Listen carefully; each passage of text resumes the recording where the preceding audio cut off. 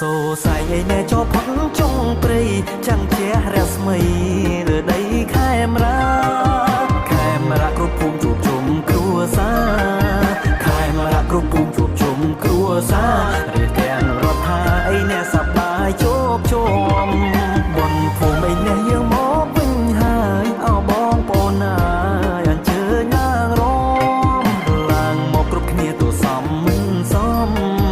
ឡើងមកគ្រប់គ្នាទូសំមិនសមក្លា